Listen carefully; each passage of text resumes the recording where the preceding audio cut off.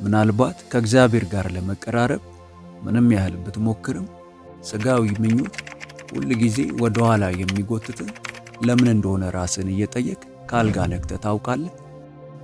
አንተን ማሸነፍ የቻለበት ምክንያት አንተ ከምታስበው በላይ እንዳልሆነ ብነግርስ? እና ያንን ማወቅ ደግሞ በመጨረሻ ነፃ ሊያወጣ ቢችልስ? በጥሞና ተመልከት፣ ምክንያቱም ይህ አንድ ሌላ ተራ ቪዲዮ አይደለምና። ይህ ነፍስ አጥብቃ የምትፈልገው የንቃት ጥሪ ነው። እንደተለመደው ቪዲዮውን ላይክ አድርገው በመጀመር አብረውን ያገልግሉ። ለቻናሉ አዲስ ከሆኑ ደግሞ ሰብስክራይብ በማድረግ ቤተሰብ ይሁኑ። አሁን በቀጥታ ወደ መልእክቱ እንለፍ። ይህ ትግል ያንተ ብቻ አይደለም ብልስ? በታሪክ ውስጥ በእግዚአብሔር የተመረጡትም እንኳ ከዚህ ጋር ታግለዋል። በእግዚአብሔር እንደ ልቤ የተባለውና ሕዝብን እንዲመራ የተመረጠው ዳዊት ሊያጠፋው በሚችል ፈተና ውስጥ ወድቆ ነበር።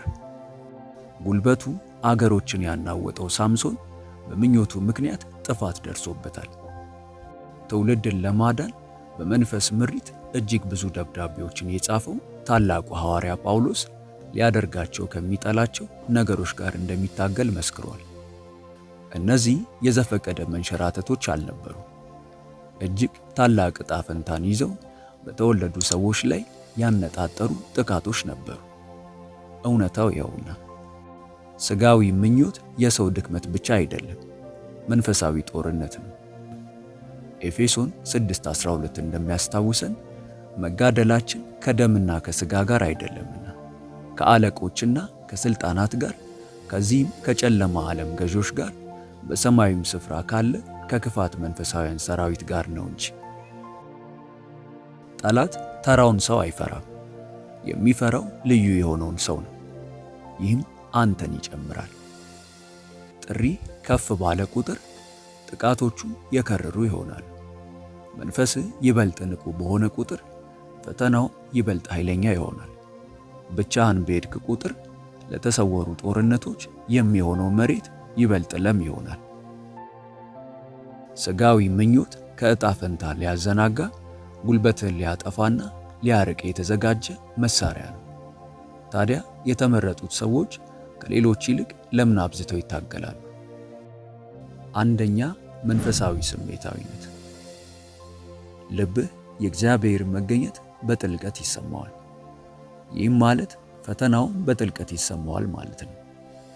የእያንዳንዱ ሐሳብ፣ የእያንዳንዱ ምኞት፣ የእያንዳንዱ ኃጢአት ከባድ ድብደባ ያርፍበታል። ጠላት ይህንን ያውቃል እና ኢላማ ያደርገዋል። ሁለተኛ፣ ብቸኛ መሆን። ለብቻ መጓዝ ብዙውን ጊዜ የጥሪው አካል ነው። ሕይወቱን በእውነት የሚረዱ ጥቂት ጓደኞች አሉ። ጥቂት ሰዎች ተጠያቂ ያደርጎታል።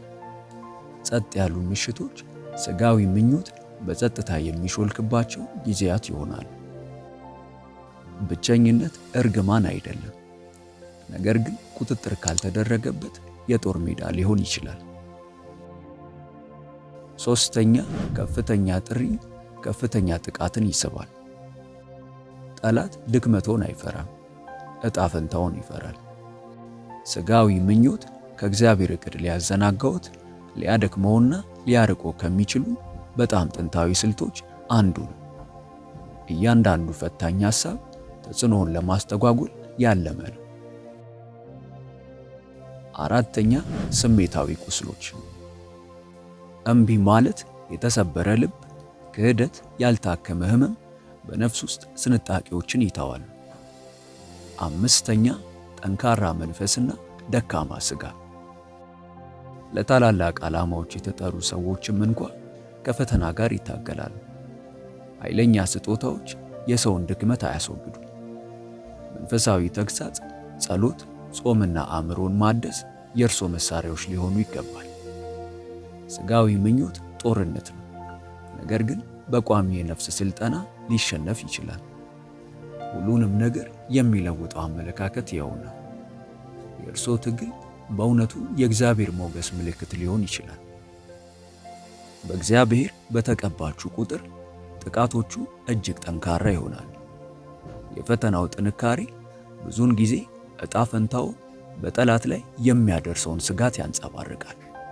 ታዲያ ራስን መጠየቅ ያለበት ጥያቄ ይሆናል፣ ለዚህ ጦርነት እንዴት ምላሽ ትሰጣለህ? ስጋዊ ምኞት የታሪክን አካሄድ እንዲወስነው ትፈቅዳለህ? ወይስ እግዚአብሔር ዕጣ ፈንታህን ለመቅረጽ እንዲጠቀምበት ትፈቅዳለህ? አሁን ለምን በስጋዊ ምኞት እንደሚፈተኑ ስላወቁ እንዴት ነፃ መውጣት እንደሚችሉ ልንገሩት።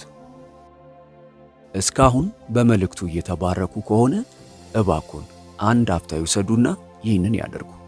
ቪዲዮውን ላይክ ያደርጉ። ቃሉን በቀጣይነት ተደራሽ እንድናደርግ ይጠቅመናልና። መልእክቱ ይቀጥላል። አንደኛ፣ ጥቃቱ እንዳለ ይመኑ። ስጋዊ ምኞት የዘፈቀደ አይደለም።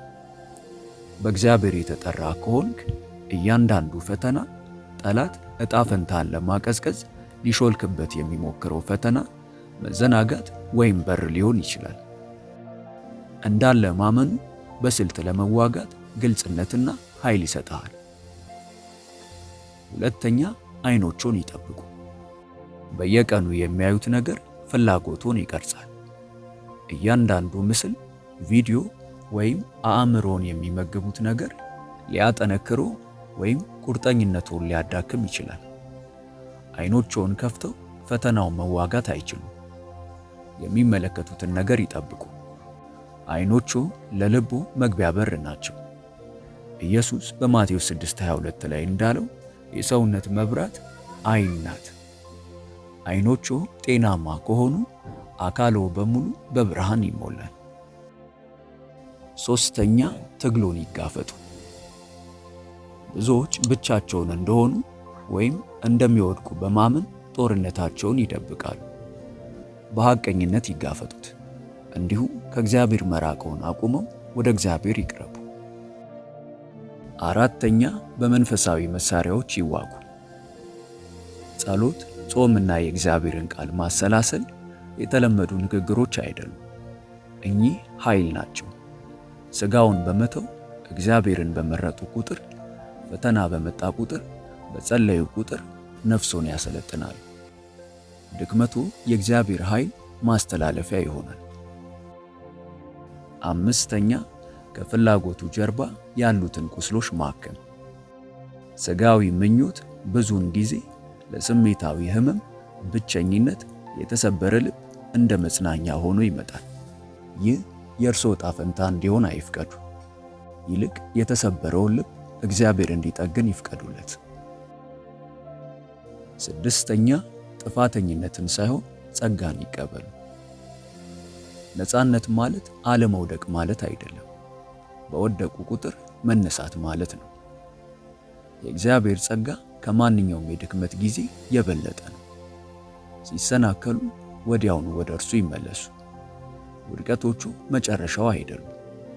እነሱ ለምስክርነቱ ማዘጋጃ ናቸው። እውነታው ይኸው ነው። ትግሉ ለታላቅነት ሊቀርጾት ይችላል። እያንዳንዱ ጦርነት ተግሳጽን፣ ትህትናን እና በእግዚአብሔር ላይ መታመንን ያስተምራል። እያንዳንዱ ጥቂት ድል መንፈሶን ያጠነክራል እናም ለተጽዕኖ ያዘጋጁታል። ስለዚህ አሁን ማድረግ ያለበት ነገር ይኸው ነው። አይኖቹን ይጠብቁ፣ ፈተናን ይጋፈጡ፣ በእግዚአብሔር ኃይል ይዋጉ እና ልቦን እንዲፈውሰው ይፍቀዱለት።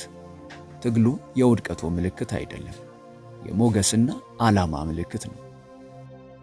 ይህ መልእክት በእውነት መንፈሶን የሚነካውት ከሆነና በእያንዳንዱ ትግሉ እግዚአብሔር እንዲረዳውት የሚፈልጉ ከሆነ ዛሬውኑ ይጀምሩ።